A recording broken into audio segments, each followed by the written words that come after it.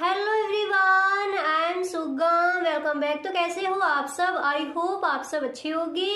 स्वागत है आप सभी का आपके अपने एसपी स्टडी यूट्यूब चैनल पर। तो गाइस, आज हम आपके लिए लेकर आए हैं जो आपका व्यवसाय अध्ययन है उसका आज हम जो आपका 2023 में आपका बोर्ड एग्जाम हुआ था उस पेपर का आपको इस वीडियो में फुल सॉल्यूशन मिलने वाला है। तो वीडियो आपको पूरा देखना है। इस वीडियो को आप बिल्कुल भी स्किप ना करें। अगर इस बार के बोर्ड एग्जाम में आप अपने जो आपका अध्ययन व्यवसाय अध्ययन जो आपका चैप्टर है, अगर इस बार के बोर्ड एग्जाम आप देने वाले इस बार के बोर्ड एग्जाम में उस पेपर में अगर आप अपने फुल मार्क्स लाना चाहते हो तो इस वीडियो को आप पूरा देखें। वीडियो को आप बिल्कुल भी स्किप ना करें। और जैसा कि आपने कहा था कि आपको हर सब्जेक्ट के, ठीक है, हर सब्जेक्ट जो प्रीवियस ईयर क्वेश्चन है और जो अभी 2023 में जो बोर्ड एग्जाम हुआ था तो हर सब्जेक्ट के आपके जो पेपर हुए थे उन सारे पेपर्स का आपको फुल सॉल्यूशन चाहिए। तो हर सब्जेक्ट के पेपर का मैंने फुल सॉल्यूशन दिया है आपको इसी चैनल पर। अगर आपने वो वीडियोस नहीं देखे हैं तो डिस्क्रिप्शन बॉक्स में लिंक गिवन है, वहां से आप देख सकते हो, ठीक है। और अगर आपको ये वीडियो अच्छा लगे तो इस वीडियो को आप एक लाइक जरूर कर दे। वीडियो पसंद आया करे तो वीडियो को अपने दोस्तों में शेयर करना बिल्कुल भी ना भूले, ठीक है। तो लेखा शास्त्र का 2023 में जो आपका पेपर हुआ था उस पेपर का मैं आपको फुल सॉल्यूशन दे चुकी हूँ। और जिन स्टूडेंट्स के पास इकोनॉमिक्स है तो उनके मैं 5 ईयर्स के जो आपके प्रीवियस ईयर क्वेश्चन है वो सारे क्वेश्चन मैंने इसी चैनल पर आपको दिए हैं।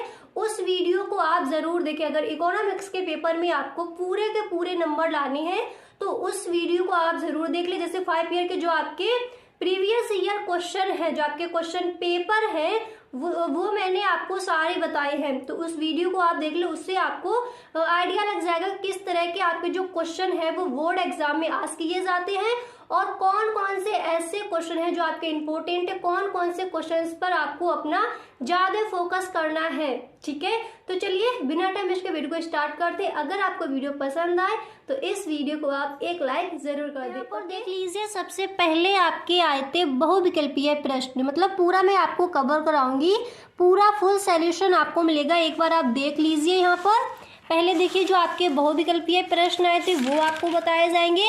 इसके बाद जो भी आपके आंसर क्वेश्चन जो आए थे उन सब का जो आपको आंसर है क्वेश्चंस के वो सब आपको मिलेगा, ठीक है। तो पहले आप ये देख लीजिए कि जो आपके बहुविकल्पीय प्रश्न आए थे वो कौन कौन से आए थे। तो यहाँ पर देखिए, तो 2023 में आपका जो व्यवसाय अध्ययन है उसका जो पेपर हुआ था उसमें आपके ये बहुविकल्पीय प्रश्न रखे गए थे। तो यहाँ पर देखिए, पहला आपका आया था कि प्रबंध का सामाजिक उत्तरदायित्व है। तो क्या है? ऑप्शन आपको मिले थे सभी के प्रति, या फिर केवल कर्मचारियों के प्रति, या फिर सरकार के प्रति। एंड नेक्स्ट ऑप्शन आपको दिया गया था केवल उपभोक्ता के प्रति, ठीक है।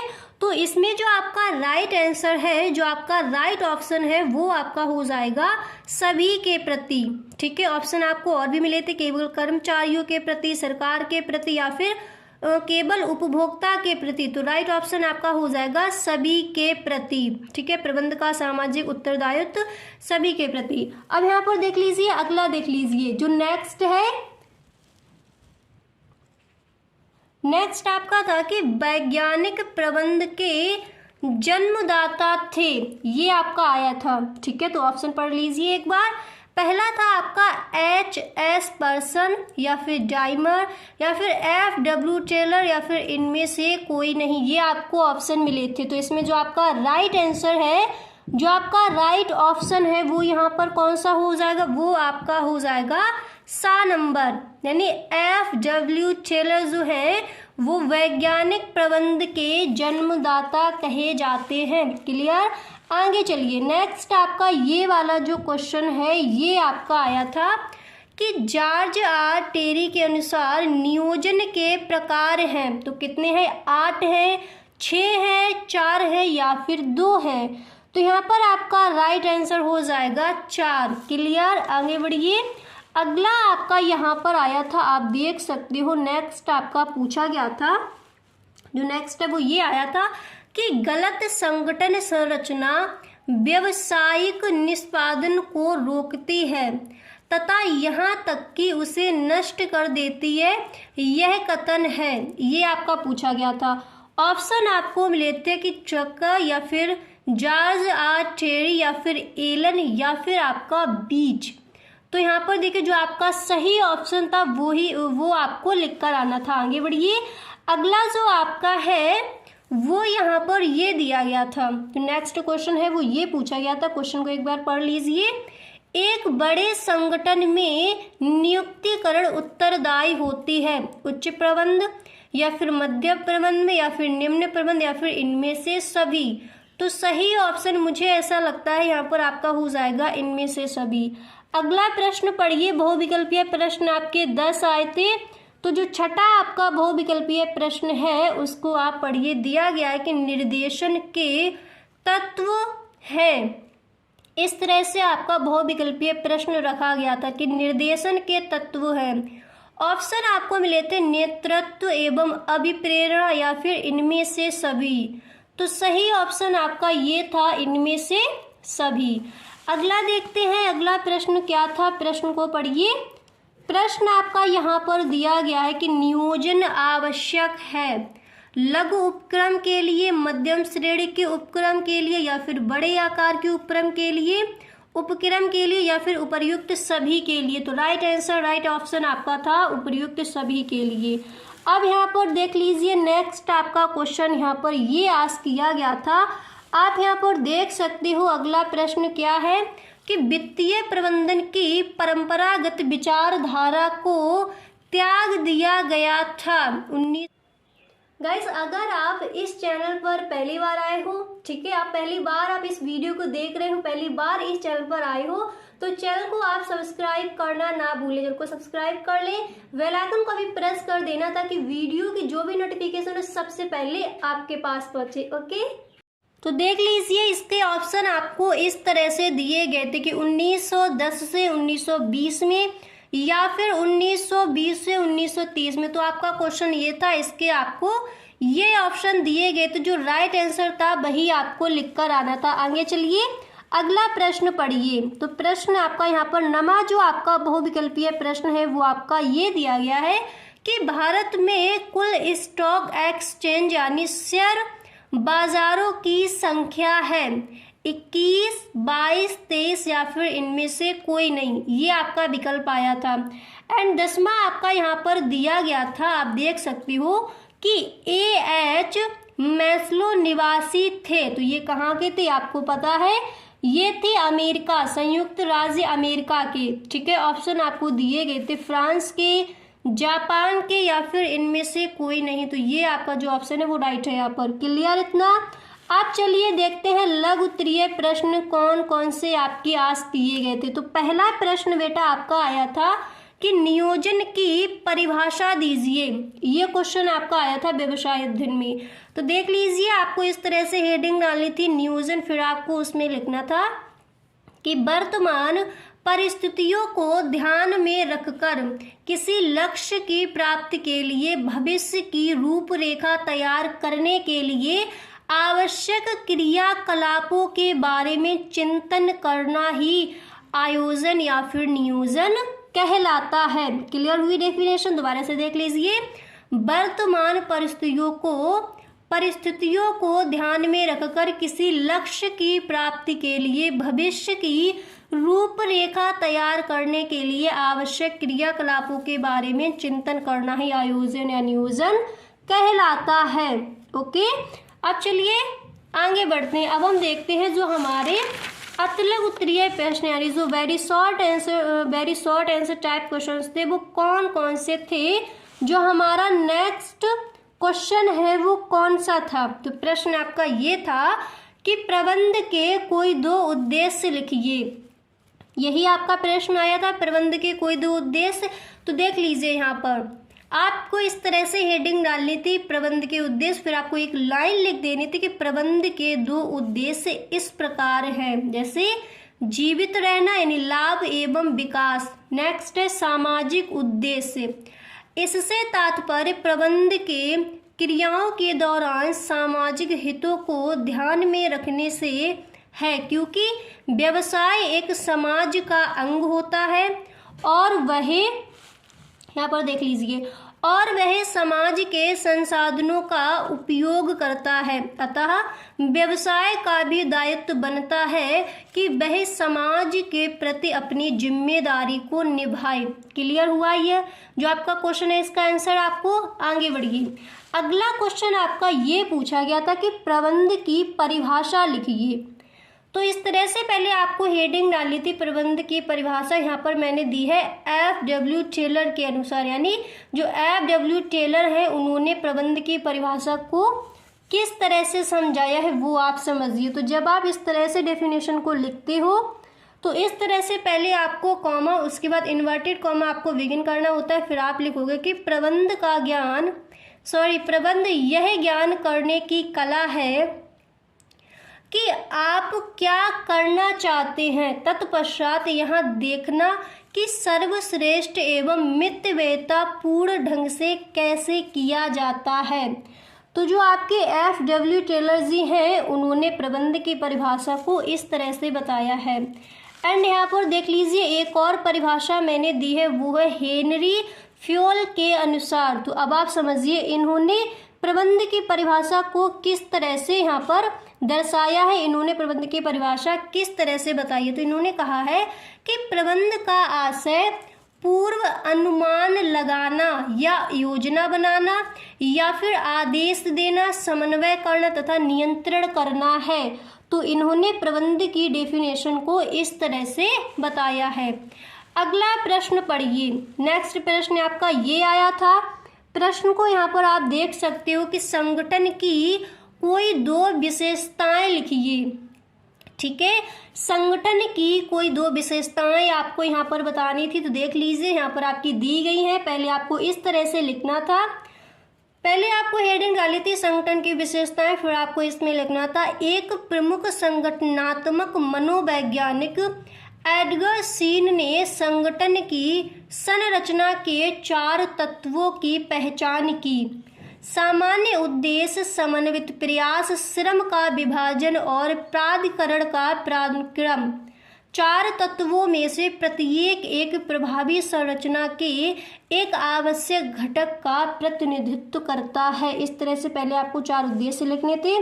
फिर देख लीजिए इनकी विशेषताएं, 2 मैंने यहाँ पर लिख दी है, 2 ही ऊपर पूछी गई हैं। संगठन की कोई 2 विशेषताएं, देखिए 2 या 2 से अधिक व्यक्ति का होना आवश्यक होता है, ठीक है, और निश्चित उद्देश्य का होना। तो ये हो जाएंगी आपकी 2 विशेषताएं संगठन की। क्लियर। अगला क्वेश्चन ये था, क्वेश्चन को पढ़िए। प्रश्न आपका ये था कि नियुक्तिकरण का अर्थ लिखिए। आपको बताना था कि नियुक्तिकरण का अर्थ क्या होता है। तो देख लीजिए यहाँ पर आपका जो आंसर है वो मैंने लिख दिया है। यहाँ पर आंसर को पढ़िए, देखिए आपका आंसर यहाँ पर क्या दिया गया था। तो आंसर था कि किसी संगठन में मानवीय संसाधनों की नियुक्ति और विकास के प्रबंधकीय कार्य से है, जो संगठन में अनेक प्रबंधकीय और गैर प्रबंधकीय क्रियाएं करते हैं। ठीक है, इसके बाद देख लीजिए आपको यहाँ पर लिखना था, इसके अंतर्गत मानव शक्ति की आवश्यकताओं का निर्धारण तथा संगठन के विभिन्न पदों पर लोगों की भर्ती, प्रशिक्षण और विकास सम्मिलित है। तो क्लियर हुआ आपको कि नियुक्तिकरण का अर्थ क्या होता है। ठीक है, आगे चलते हैं, अगला प्रश्न पढ़ते हैं। क्या पूछा गया था? प्रश्न आपका ये आया था कि अभिप्रेरण की क्या अवधारणा है। अभिप्रेरण की क्या अवधारणा, अभिप्रेरण यानी मोटिवेशन। ठीक है, तो देख लीजिए अभिप्रेरणा देना, ओके, मतलब किसी को प्रेरणा देना, मोटिवेट करना, वही होता है ना। तो यहाँ पर देख लीजिए कि अभिप्रेरण का अर्थ किसी व्यक्ति के लक्ष्योन्मुख व्यवहार को सक्रिय या ऊर्जान्वित करना है। ठीक है, इसके बाद देख लीजिए इसके आंसर को आपको इस तरह से बताना था कि प्रेरणा प्राणी की वह अवस्था है जिसमें उसकी शारीरिक शक्ति वातावरण में उपस्थित विभिन्न चीजों में से किसी विशेष चीज को प्राप्त करने की ओर चयनात्मक ढंग से अग्रसरित होती है। ठीक है, अब इसके बाद देखिए यहाँ पर अगला प्रश्न देखिए। अगला प्रश्न आपको दिख रहा है, प्रश्न को आप पढ़ सकते हो। क्वेश्चन आपका दिया गया था कि वित्तीय प्रबंधन की परिभाषा दीजिए। तो यहाँ पर मैंने G.L. मैसी के अनुसार वित्तीय प्रबंधन की परिभाषा को दिया है। तो देखिए कि G.L. मैसी ने वित्तीय प्रबंधन की परिभाषा को किस तरह बताया है, इन्होंने इसकी डेफिनेशन क्या दी है। तो परिभाषा को एक बार पढ़ लीजिए। इन्होंने कहा है कि वित्तीय प्रबंध एक व्यवसाय की वह संरचनात्मक प्रक्रिया है,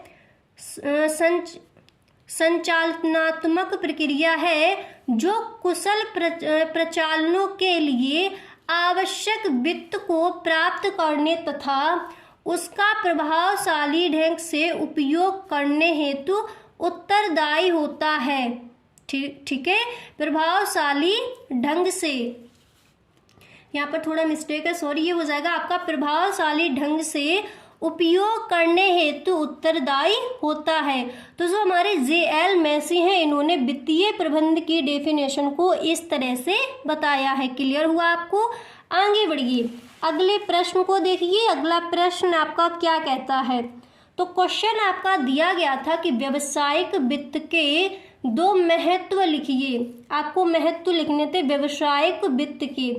तो यहाँ पर देख लीजिए, सबसे पहले जब इस तरह के आपके क्वेश्चन आज किए जाते हैं तो फर्स्ट हेडिंग आप इस तरह से डालेंगे कि व्यावसायिक वित्त के महत्व।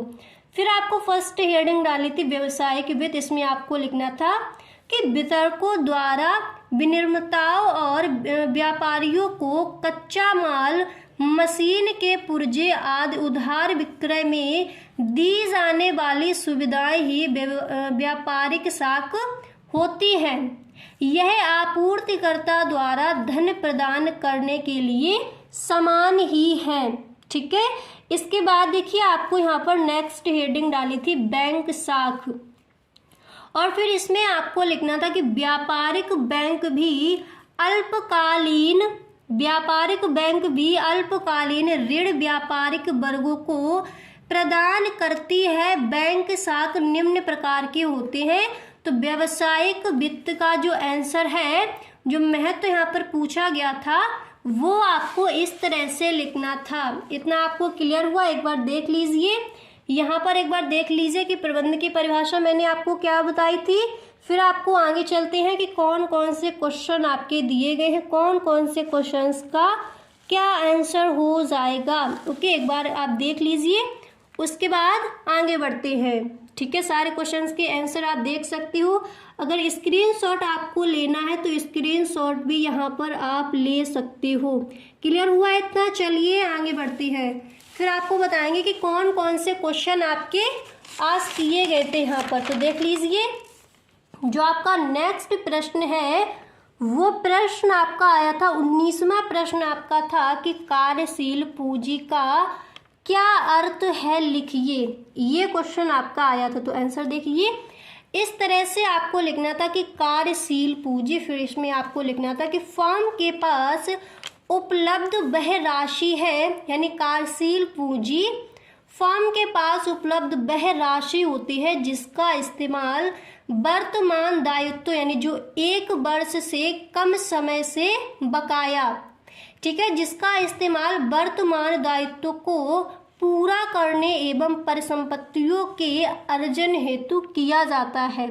इसके बाद आपको लिखना था कि कार्यशील पूंजी से तात्पर्य आपकी कंपनी की वर्तमान संपत्ति और वर्तमान देनदारियों के बीच अंतर से है। क्लियर हो गया कि कार्यशील पूंजी का अर्थ क्या है। ठीक है, अब आगे देखिए, अगले प्रश्न को पढ़िए। अगला प्रश्न आपका क्या था? तो प्रश्न आपका था कि मुद्रा बाजार का क्या अर्थ है। आई होप इस प्रश्न का आंसर आपको अच्छे से याद होगा कि आखिर मुद्रा बाजार क्या है। इकोनॉमिक्स में मैंने आपको एकदम से रटवा दिया था। तो देख लीजिए, यहाँ पर भी मैंने जो आपकी डेफिनेशन है वो अलग तरह से बना दी है कि आपको अच्छे से समझ आ जाए। एकदम सरल भाषा में यहाँ पर आपकी जो परिभाषा है, इसका अर्थ है, वो आपको मैंने लिखा है। देखिए, मुद्रा बाजार क्या है। मुद्रा बाजार एक ऐसा सेंटर है जहां अल्पकालीन स्वभाव की मौद्रिक संपत्तियों या प्रतिभूतियों, सामान्यतः 1 वर्ष से कम अवधि की, ठीक है, संपत्तियों या प्रतिभूतियों का व्यवहार होता है, जबकि वित्त बाजार मध्यम और दीर्घकालीन फंड का बाजार है, यहाँ लंबी अवधि के लिए बचत बिकती है। तो आपको क्लियर हुआ कि मुद्रा बाजार क्या है। एक बार दोबारा से देख लीजिए, यहीं पर आपको अच्छे से याद कर लेना है। देखिए, मुद्रा बाजार एक ऐसा सेंटर है जहां अल्पकालीन, ठीक है, अल्पकालीन स्वभाव की मौद्रिक संपत्तियों या प्रतिभूतियों, अल्पकालीन समय यानी सामान्यतः 1 वर्ष से कम अवधि की, ठीक है, संपत्तियों या प्रतिभूतियों का व्यवहार होता है, तो वो हमारा हो जाता है मुद्रा बाजार। क्लियर हुआ। एक बार दोबारा से दोनों क्वेश्चन के आंसर आप देख लीजिए। अगर आपको स्क्रीनशॉट लेना है तो फिर आप स्क्रीनशॉट भी यहाँ पर ले सकते हो, ठीक है। एक बार दोनों प्रश्नों के आंसर आप अच्छे से यहाँ पर देख सकते हो कि मुद्रा बाजार का अर्थ क्या है और कार्यशील पूंजी का क्या अर्थ है। क्लियर हो गया इतना। तो देखिए, आज मैंने आपको बता दिया कि अतलग उत्तरीय प्रश्न, जितने भी प्रश्न थे सारे प्रश्नों के आंसर मैंने आपको दे दिए। वीडियो मैंने बहुत ही मेहनत से बनाया है। अगर सच में पसंद आए तो एक लाइक ज़रूर कर दें। और मैं ये नहीं कहती आप अपने सारे फ्रेंड्स में वीडियो को शेयर करो, अपने एक एक फ्रेंड्स में जितने भी स्टूडेंट्स वीडियो को देख रहे हैं सभी स्टूडेंट्स एक बार एक एक अपने फ्रेंड्स में इस वीडियो को शेयर ज़रूर कर दें। ओके, तो देख लीजिए, जो आपके बहुविकल्पीय प्रश्न है वो भी मैंने आपको बता दिए। इस तरह से आपको तैयार करने हैं। अब देखिए, जो आपका व्यवसाय अध्ययन है इसमें मैं आपके लिए 5 ईयर्स के जो आपके प्रीवियस ईयर क्वेश्चन पेपर है वो मैं आपके लिए लाने वाली हूँ। तो अगर आप चैनल पर पहली बार आए हैं, चैनल को सब्सक्राइब करना ना भूलें। Okay, thank you.